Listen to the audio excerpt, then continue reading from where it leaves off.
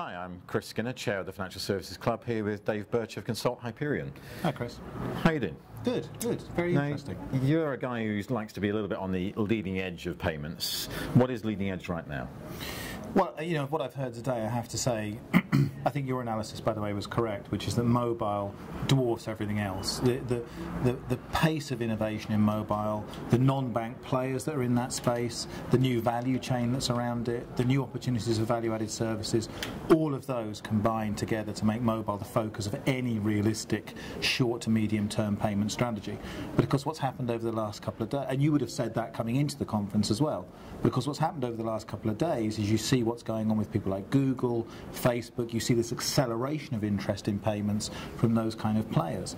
So we find ourselves in an odd kind of situation where banks, because they're basing many of their business cases only on the payments, find the business cases for some of these crazy new technologies a little marginal, whereas they don't seem marginal at all if you're someone like Google, because you're going to make your money not just off the payment transaction, in fact maybe not even off the payment transaction, but on the value added that goes around it, the extra services you provide to merchants, the couponing, the loyalty, and all of these things are really energized in the mobile space compared to the more traditional card or even web space. But, I mean, mobile and contactless have been buzzing around for a long time. Absolutely. Right now they're becoming mainstream, I guess is what you're saying.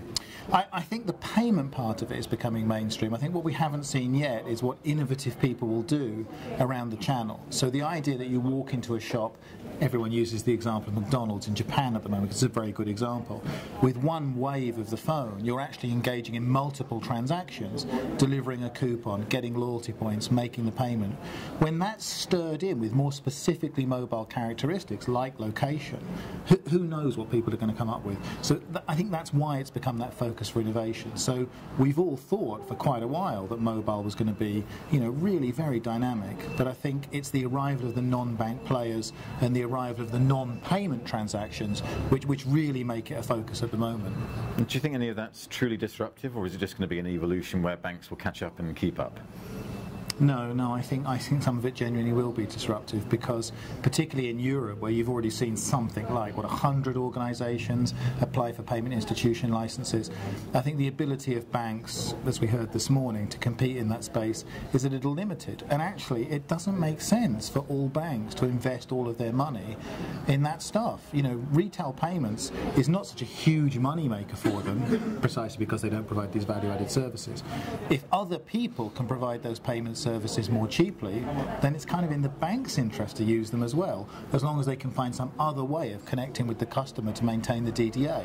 And as we've just been discussing, that might well be around identity or reputation services rather than the payment services.